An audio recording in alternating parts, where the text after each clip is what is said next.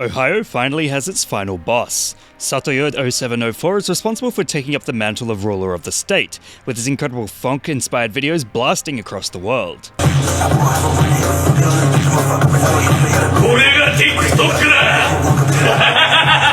It's a clear demonstration of the long-lasting evolution surrounding Ohio memes, and their furthered evolution via cross-posting with Final Boss, funk, and anime influences.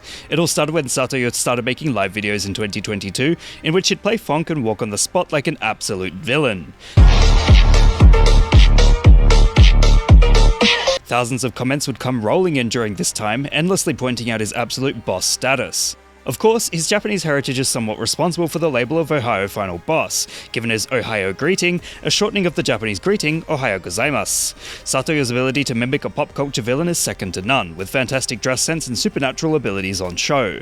His certified swag makes sense here, given the fact that his previous videos were no stranger to racking up millions of views. In short, he's got skin in the game when it comes to riding the unpredictable waves of digital culture.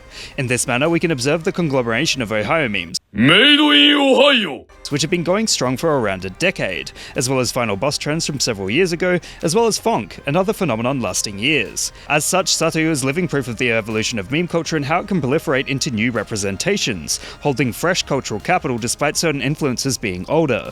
Plus, villains are definitely having their time in the limelight in our modern era, as anti-hero protagonists receive higher and higher levels of popularity.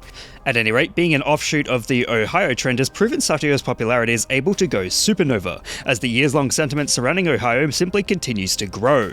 Given the fact that many memes are evolving and mutating over the course of decades, such as the doubloons meme we covered in a prior video, revealing that it is based on a meme from 2009, there's no doubt the final boss of Ohio will see references in some way 10 years from now. After all, it's Ohio versus the world. It's always been Ohio, and you can't have shit in Ohio, so why not have Ohio's final boss consistently become the poster boy for the entire state?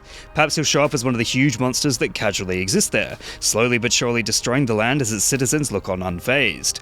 Or he'll fight one of the many other denizens of Ohio, such as the King of Ohio, Don Polo 2982. In this manner, Satoyo has become the impromptu mascot of a state he lives over 6,000 miles away from, demonstrating meme culture's incredible ability to transcend borders. There's an academic article titled Laughing Across Borders, Intertextuality of Internet Memes, which touches on this idea. The authors determine the blending of the global and local planes brings faraway issues closer, e.g. the Occupy Wall Street movement and its local expressions, and, similarly, allows the local topics to gain a wider international audience and recognition. Whilst this applies to political situations in regards to memes, the sentiment still mirrors my own situation as an Australian whose feed is consistently filled with Ohio memes. Despite my geographical isolation, I have learned a hell of a lot about a state which I have never even physically visited. In short, the world has become a playground for intercultural trends and mingling of ideas and expressions, thanks to the strengths of the digital ecosystem and the artists that inhabit it. A Japanese man influenced by his own cultural powerhouse, anime, is able to be recognized as a key figure of North American internet trends thanks to an international love of Russian drift funk, which sounds absolutely insane, but is absolutely true. What meme would you guys like me to give a lesson in next? Let me know in the comments below. And remember, like and subscribe!